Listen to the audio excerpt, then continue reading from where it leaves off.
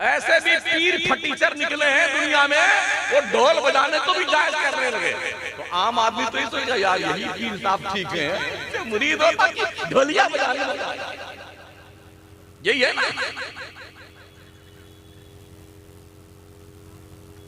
पीर से मुरीद होना कोई फर्ज वाजिब नहीं है, कान खोल के सुन लो। सुन्नते मुअक्कदा भी नहीं है।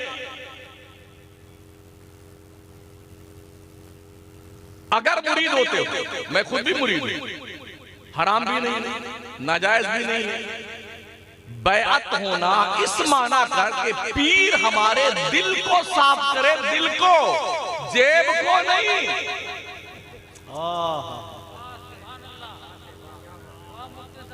और इस हैसियत से मुरीद हो, अगर पीर गड़बड़ शड़बड़ करने लग जाए तो 3 तलाक़े मुगल्लज़ा देना उस पीर को, ताकि रजा की नौबत न आए।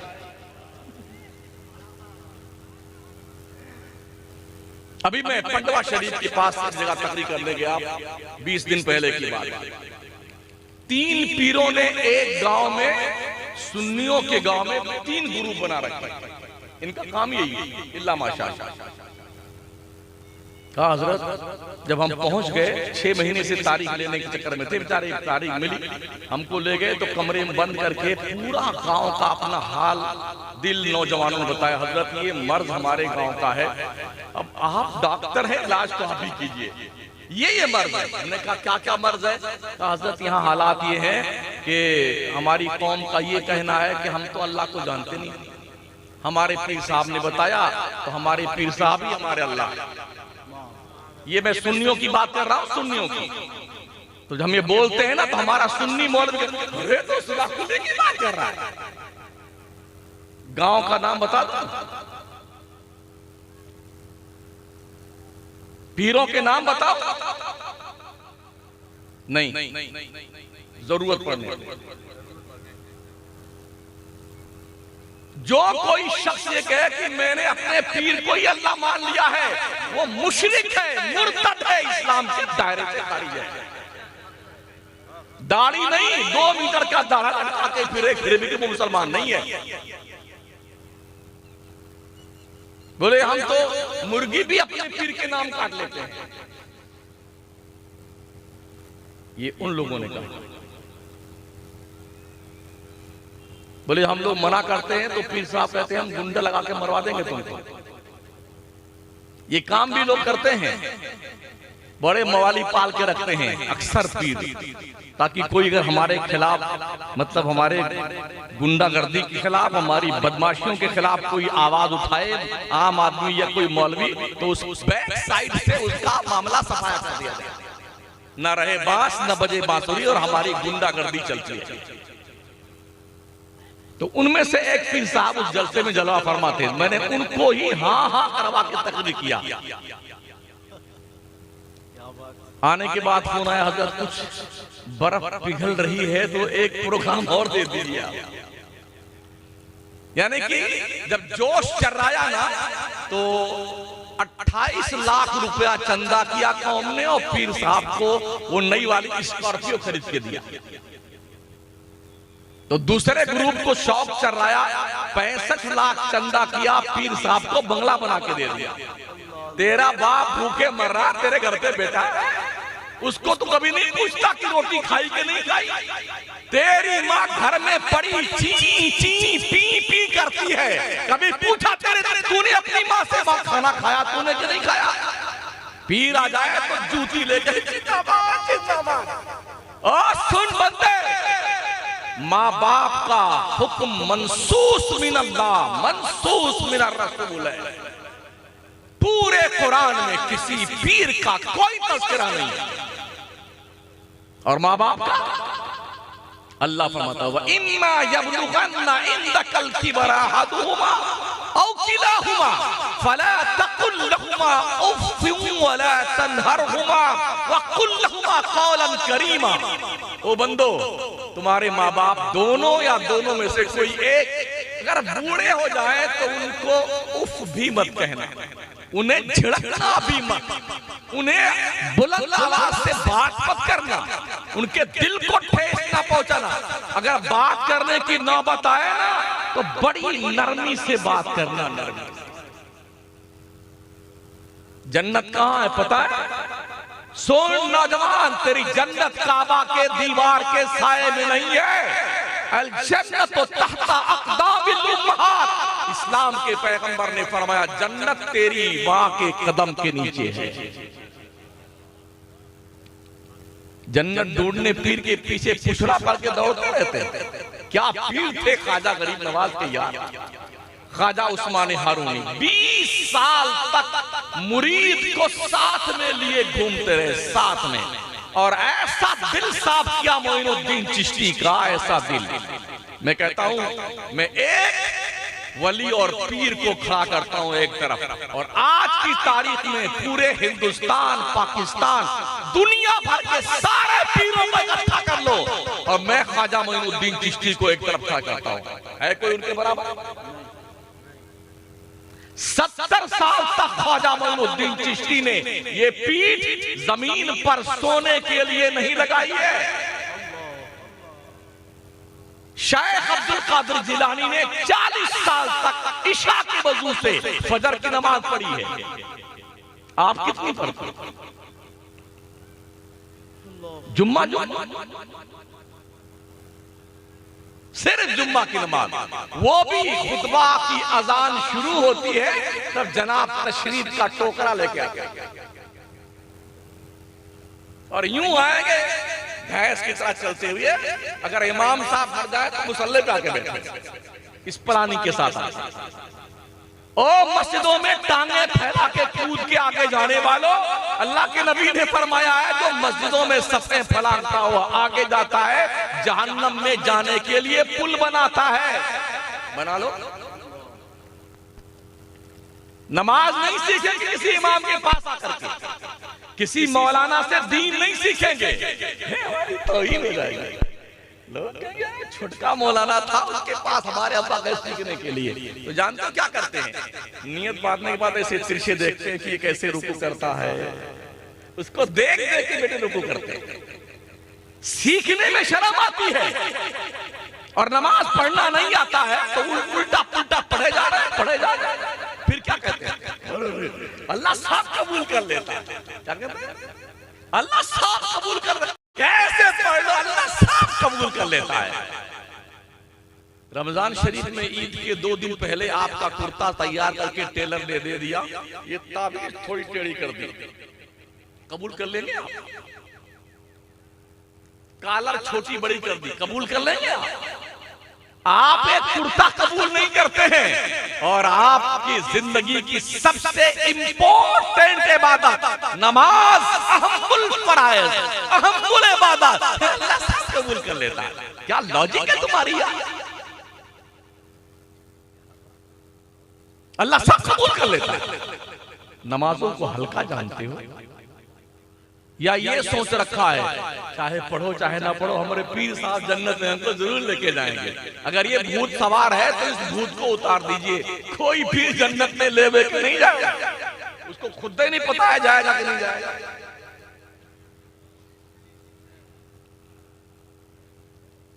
हजरत उमर से बड़ा कोई पीर हो सकता है? फरमाते हैं हजरत उमर फारूक आजम, ये वो उमर है जिनकी शान में कुरान की आयतें उतरी। ये वो उमर है जिनकी बेटी ज़ौज-ए मुस्तफ़ा बनी है, उम्महातुल मोमिनीन में उनका शुमार होता है। ये वो उमर है कि मुस्तफ़ा करीम फरमाते उमर तू जिस रास्ते से जाता है तुझे देख करके शैतान डर के मारे रास्ता बदल देता है। ये वो उमर है जिनकी शान में आका फरमाए लौ काना बादी नबिय्या लकाना उमर इब्नुल खत्ताब। अगर मेरे बाद कोई नबी आना पॉसिबल होता, उमर इस शान का मालिक है कि नबी बन के आता। वो उमर क्या कहते हैं? अगर अल्लाह ने हश्र के मैदान में अदल के तराजू पे तौला ना तो कोई जन्नत में नहीं जाता, कोई जन्नत में नहीं जाता। अल्लाह के परखने पे कौन पूरा उतर सकता है? और फरमाते हैं अगर अल्लाह ने फजल से काम लिया तो हर कोई बख्शा जाएगा। उठाइए कुरान मुकद्दस, हम समझते हैं पैदा हुए, खेले कूदे, गुल्ली डंडा खेला, कबड्डी बेजल्ला खेला, खेत में जोताई करी, इसकी मेड़ जोत लिया, उसका गन्ना तोड़ के खा गए, उसका जो है चना मटर खा गए, उसके खेत में घुस करके कब्जा कर लिया, नाली उसकी तोड़ डाली। कब तक महोदय जी, कब तक? पता है, एक है हुकूकुल इबाद और एक है हुकूकुल्लाह। अल्लाह का हक नमाज, रोजा, ज़कात, हज, क़यामत पर ईमान लाना, आखिरी दिन पर ईमान लाना, हश्र पे ईमान लाना, नश्र पे ईमान लाना, जन्नत और दोज़ख पे ईमान लाना, नबियों पे, रसूलों पे, किताबों पे, फरिश्तों पे ईमान लाना, ये अल्लाह का हक है। और एक है बंदों का हक। इसका चोरी कर लिया, उसको गाली दे दिया, उसको थप्पड़ मार दिया, उसके खेत पे कब्जा कर लिया, उसका गन्ना तोड़ के चूस गए वगैरह, ये बंदों का हकूक है। पता है इसके हुक्म क्या है? अल्लाह का हक जो है, अल्लाह चाहे तो माफ कर दे और चाहे तो हिसाब ले। बंदों का हक अल्लाह भी माफ नहीं करता है। अगर आपने किसी को सताया है, किसी का पैसा दबा लिया है, किसी को गाली दी है, किसी को जुल्मन नाहक मारा है, आपने किसी के खेती बाड़ी का सत्यानाश किया है, किसी की बेईमानी करी है, आवारा गर्दी करी है, ये उस वक्त तक माफ नहीं होगा जब तक जिसका हक है वो बंदा तुम्हें माफ न कर दे। क्या लगता है आपको? हंसी नहीं आ रही? मुझे लतीफा सुनाना नहीं आता। उस कौम को क्या लतीफा सुनाया जाए जिस कौम की बहू बेटियां भाग के गैरों से शादियां कर रही हैं? उस कौम को लतीफा सुना करके हंसाया जाए जिस कौम के पास नौकरी के नाम पे एक ढेला नहीं। उस कौम को लतीफा सुनाकर हंसाया जाए जिस कौम का हाल यह है कहां कब उसकी इज्जत आबरू दुकान मकान लूट ली जाए खुद पता नहीं है। उस कौम को लतीफा सुनाकर हंसाया जाए जिस कौम के पास 2 वक्त की रोटी का इंतजाम नहीं है और इसी पे आप खुश रहते हैं। यार वो बनाना इतना हंसा के गया, कसम खुदा की पेट फूल के हंसते हंसते। ये कोई तकरीर है? अगर पेट फुलाने का शौक है तो टायर पंचर बनाने वाले की दुकान पे चले जाइए और पंप लगा करके पेट फुला लीजिए। जहन्नम का नाम सुना नहीं सुना है? जन्नत का तो बहुत सुना है।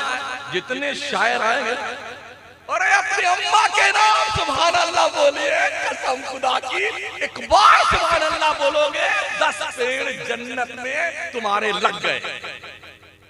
तो लोग समझते हैं वाकई में दनादन अम्मा के नाम अब्बा के नाम पीर साहब का दोनों हाथ उठा के बोलो तो दोनों उठाता 10 पेड़ लगे।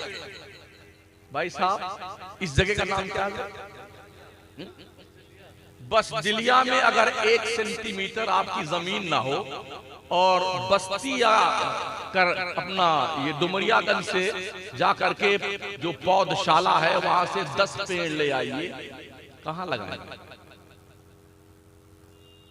आपकी 1 सेंटीमीटर जमीन नहीं है पूरे बैडलिया में, पूरे सिद्धार्थनगर या बस्ती जिला में 1 सेंटीमीटर जमीन नहीं, कहां लगाओ? जन्नत में प्लाट खरीदा है जो पेड़ लगाएंगे? 10 पेड़ लग गए महोदय जी, पहले जमीन तो लीजिए वहां पर जन्नत में। और जन्नत में जमीन कहां से मिलती है? पीर साहब से? जी नहीं, 5 वक्ता नमाज पढ़ोगे तो जन्नत में प्लाट मिलेगा आपको। पढ़िए नमाज। हजरत मूसा पैगंबर का नाम सुना है? बहुत जलाली थे। हजरत हारून भी उनके साथ में रहते थे और बहुत बड़ा बदमाश था उनके सामने जिसका नाम फिरौन है। उसने कहा मैं खुदा हूं, मेरी इबादत करो, मुझे सजदे करो। अच्छा, जिसको पैसे से ज्यादा आ जाते हैं ना तो थोड़ा पगलाना शुरू करता है, ये फितरत है यार। जब आदमी मालदार बनने लगता है तो थोड़ा पगलाना शुरू करता है। वो एक्टिंग बदल जाती है, बोलने का लबो लहजा बदल जाता है, चलने फिरने का अंदाज बदल जाता है, रहने सहने का अंदाज बदल जाता है और ऐसे ढंग से चलता ताकि लोग देखें तो समझे ये सठिया गया है, इसके पास पैसे वैसे आ रहे हैं, ये पगला रहा है ये। इस तर्ज पर लोग जिंदगी गुजारते हैं। तो ज्यादा पैसे वैसे उसके पास आ गए थे, उसने कहा मैं खुदा मेरा सजदा कर। तो अल्लाह करीम ने हजरत मूसा पैगंबर से कहा तुम दोनों जाओ, पगला गया है फिरौन, थोड़ा समझा के उसे आ जाओ। इज़हबा इला फिरऔन इन्नहु तग़ा फक़ूला लहू क़ौलन लय्यना लअल्लहु यतज़क्करु औ यख़शा। जलाली पैगंबर को भेजा है और इस वार्निंग के साथ हजरत मूसा वहां गुस्सा मत दिखाना, दोनों जाओ फिरौन के पास और जाने के बाद बड़ी नरमी से बात करना। क्या करना? नरमी से बात करना। किससे? जिसने खुदा होने का दावा कर लिया, जो अपना सजदा करवाता है, उससे नरमी से बात करने का हुक्म अल्लाह ने दिया है। क्यों? उसने फरमाया लअल्लहु यतज़क्करु औ यख़शा, हो सकता है मूसा तेरे समझाने से नसीहत कबूल कर ले और अल्लाह का डर अपने दिल में पैदा कर ले। तो अगर मूसा पैगंबर को फिरौन के सामने हुक्म है कि नरमी से बात करके समझाया जाए, तो शमसुद्दीन को कहां से हुक्म आ गया कि खबीस नालायक मरदूद शैतान जहन्नमी से तकरीर शुरू करे? हमें कहां ये राइट? कुछ तो ऐसे होते हैं, सारे वहाबी देवबंदी सब निकल जाओ हमारे जलसे से, हमारे जनाजे में से निकल जाओ, सब निकल जाओ। तो किसको जिन्नात को तबलीग करोगे? किसको करोगे? इमाम अहले सुन्नत फतवा रज़विय्या शरीफ की 4थी जिल्द में जो मुतरजम है, उसमें आपका ये फतवा मौजूद है। जो लोग मुज़ब्ज़ब हैं, ठोस नहीं है, ये भी ठीक है वो भी ठीक है करते हैं, आला हज़रत उनसे प्यार और मोहब्बत से पेश आओ और मोहब्बत से बातें समझाओ, शायद वो पलट करके दीनो सुन्नियत से गामजन हो जाए। ये आला हज़रत के फतवा रज़विय्या शरीफ की 4थी जिल्द में मुतरजम में मौजूद है। मगर मजाल कुछ इलाके हमने ऐसे देखे हैं, अगर कोई एक देवबंदी किसी की शादी में उस किनारे आ गया तो अब ऐलान होता है सबका निकाह टूट गया, सबको फिर से कलमा पढ़ाओ, सबके फिर से निकाह पढ़ाओ। भाई साहब क्यों पगलाए हुए?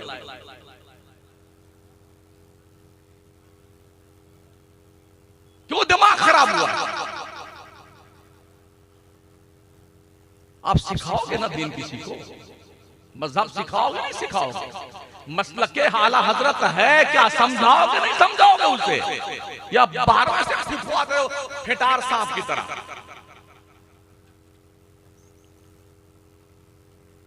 दीन सिखाओ और ऐ लोगों दीन सीखो। और याद रखना, हम तो एक दिन के लिए आए ना, ये उलमा जो आपके करीब रहते हैं, जो इमाम मस्जिदों में, इनकी बारगाह में हाजिरी देके इनसे दीन सीखा करो। ये सिर्फ तुम्हारे मुर्दों के जनाजा पढ़ाने के लिए नहीं आए हैं, तुम्हें दीनदार बनाने आए हैं। और इनके हक पहचाना करो उलमा के। शादी ब्याह का मौका होता है, बेचारा 365 दिन तो खिदमत करता है दीन की इमाम साहब, और शादी हुई, लड़के का निकाह पढ़ाने पीर साहब तशरीफ ले आए और सारा नजराना लेके भाग गए। गलत कहता हूं?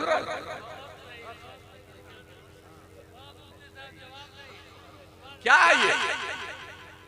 खतना हो तो मौलाना साहब, बच्चा पैदा हो तो अजान मौलाना साहब, तकबीर मौलाना साहब, मरवर गया तो फतिया मौलाना साहब, जनाजा मौलाना साहब, सब काम मौलाना साहब। कोई बीमार पड़ गया झाड़ फूंक फूंक फांक मौलाना साहब। और जब कोई कमाई का वक्त आया,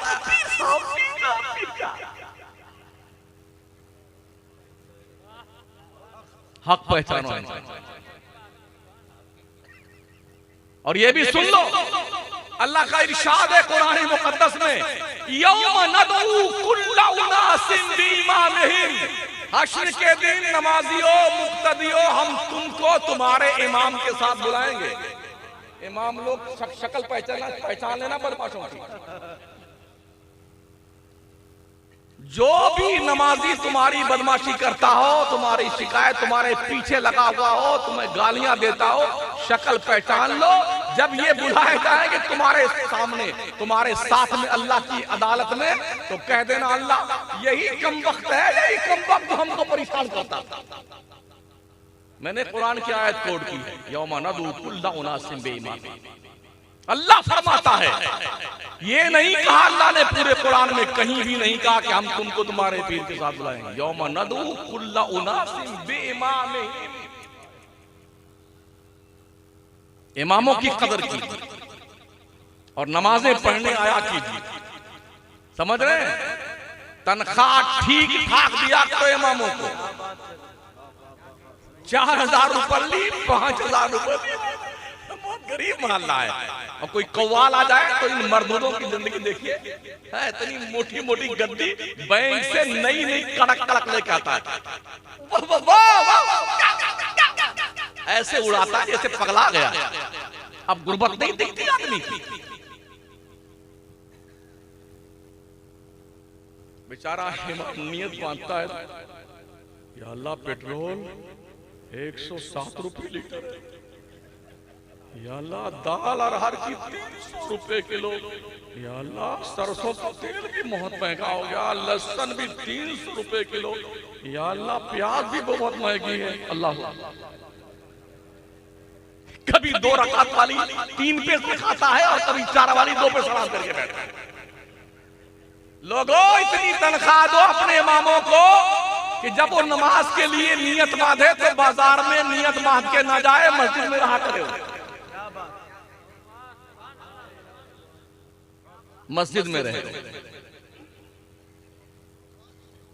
एक और महोदय जी थे, प्रधान जी थे, यहां के नहीं थे प्रधान जी, और होंगे भी तो हमारा क्या बिगाड़ेंगे।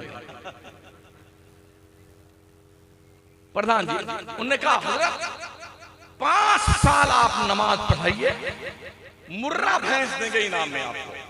क्या देंगे? हाँ, जो बड़ी अच्छी सिंगिया वाली होती है, बहुत ज्यादा दूध देती है, हरियाणा वाली, पंजाब वाली मुर्रा भैंस देंगे।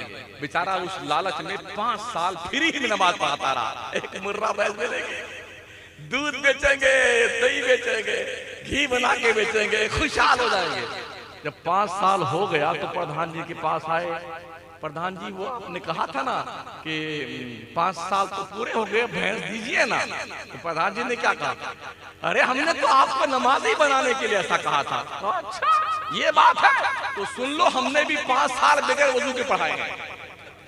अब पढ़ लेना बेटे, 5 साल की दोहरा लो।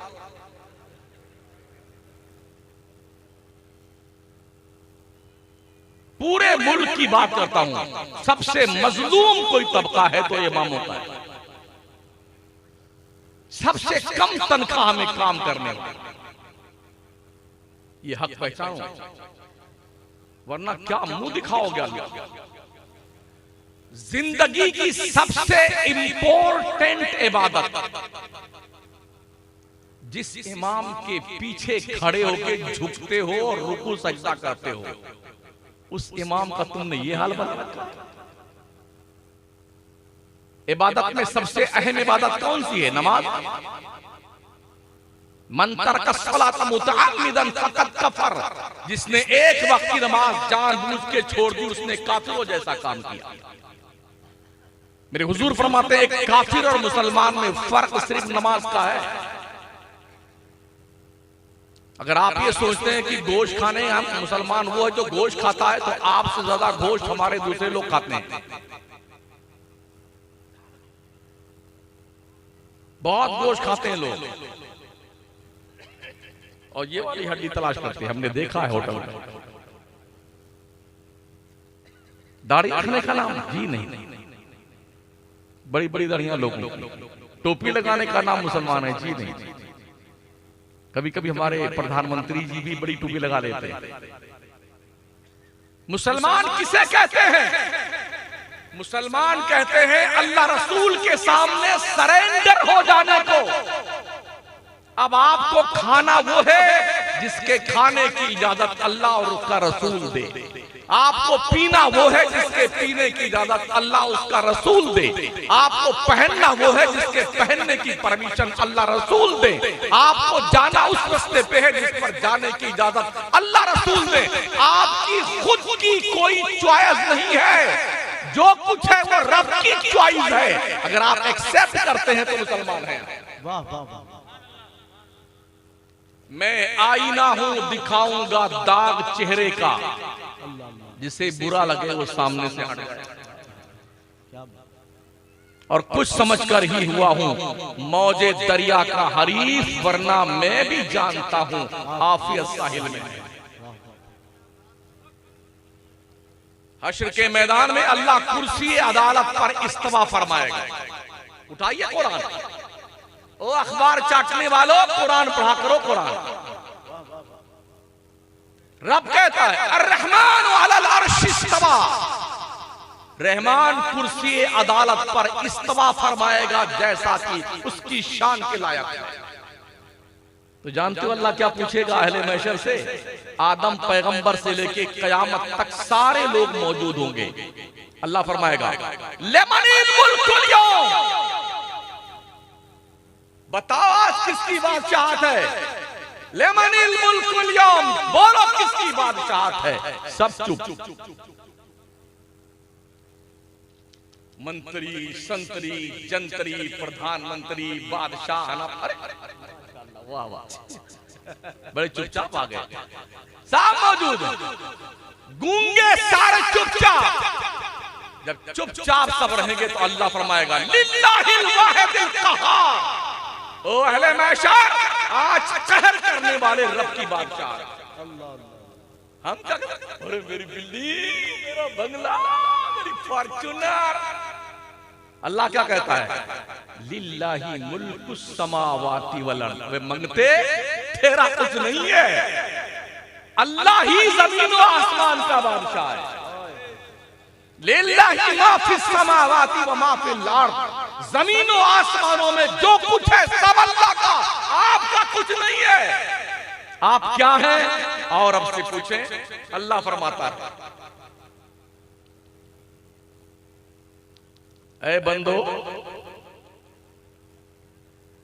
तुम सब के सब अल्लाह के भिखारी हो। आयत करीमा का मफ़हूम पेश कर रहा हूं। तुम सब के सब अल्लाह के दरबार के भिखारी हो। भीख लेने वाले को इतराना नहीं चाहिए। या अय्युहन्नास अंतुमुल फुक़राउ इलल्लाह, ऐ लोगों तुम सब के सब भिखारी हो अल्लाह के दरबार के। सेठ साहब तुम भी भिखारी, मौलाना साहब तुम भी भिखारी, पीर साहब तुम भी इसी लाइन में, सब अल्लाह के भिखारी हैं। और हम क्या चर्रा जाता है सीना आदमी का, बड़ा मजा, इतना माल दिया है। किसने दिया है? रब ने दिया। जो देना जानता है वो छीनकर भिखारी बनाना भी जानता है। मरते ही आदमी का नाम बदलता है। खान साहब, मलिक साहब, चौधरी साहब जैसे में कोई नहीं कहता खान साहब। मुर्दा है, मुर्दा है, मुर्दा, फौरन नाम बदला, मुर्दा मुर्दा मुर्दा। पूरा घर 1 घंटा 2 घंटा, अब आंख का आंसू सूख गया तो अब क्या रोए बेचारा? तो फुन फुन फुन फुन करता है। नहीं देखा है? हाँ, कोई आ गया हमदर्द, थोड़ी देर के लिए फिर जोश चल रहा है। और उसके बाद वैसे जल्दी कीजिए, जल्दी कीजिए। हमारे आका फरमाते 3 कामों में जल्दी करो। नमाज का वक्त हो जाए तो पहली फुर्सत में नमाज पढ़ लो, बहाने मत बनाओ। लड़की जवान हो जाए पहली फुर्सत में शादी कर दो। कोई मरमुरा जाए ना, उसे बांध कर घर में मत रखियो, जल्दी से उसके कब्र के हवाले कर दो। इन 3 कामों में अल्लाह के पैगंबर सल्लल्लाहु ताला अलैहि वसल्लम ने जल्दी करने का हुक्म दिया है। मगर मजा क्या है? हमारा जो गोंडा बस्ती का 2-4 जिला है ना, सेठ ज्यादा है ना, इतने बड़े मंगते हैं, इतने बड़े मंगते, जब तक भीख नहीं मांग लेंगे तब तक अपने लड़के के ससुराल में शादी तय नहीं करेंगे। हाँ, बुलेट चाहिए और वो क्रेटा चाहिए, हमारा लड़का डॉक्टर है, अबे मंगते फकीर भिखारी कहीं के। अपने बच्चों की शादियां एकदम सिंपल सी करनी शुरू करो ताकि तुम्हारी कौम की बच्चियां भाग कर गैरों से शादियां ना करें। समझ रहे हो? हमारी नबी फरमाते शादियों को आसान बनाओ। सबसे अच्छी शादी वो है जिसमें खर्चा बहुत कम हो। हमारे नबी ने 11 शादियां की। कोई बारात गई, पूछिए उलमा से। 4 बेटियों की शादी की, कोई बारात आई? कमोबेश 1,24,000 साहबा ने शादी करी, कोई बारात आई? मुझे बता दो ये बारात कहां लिखी है कुरान हदीस में? तो क्या कहें? देखो भाई साहब, हम थोड़ा बड़े आदमी है तो हमारे बहुत मिलने जुलने वाले हैं, तो 500 से कम तो बारात नहीं आएगी। तो तेरे घर खिलाना तू, ये लड़की वाले तो थोपता है, तेरे घर खिला। अल्लाह का शुक्र है, हमने, हमारे उलमा ने, कौम ने मिलकर मकराना में लड़कियों के हमने खाना बंद कर दिया है। 24 साल होगा, कोई भी बारात वाला लड़की वाले से खाना नहीं मांग सकता है। या शरबत मिलेगा 1 गिलास, या 1 कप चाय मिलेगी, या आइसक्रीम मिलेगी। चुपचाप निकाह पढ़ाओ, लेके अपने घर जाओ और वलीमा कर लेना अपने घर।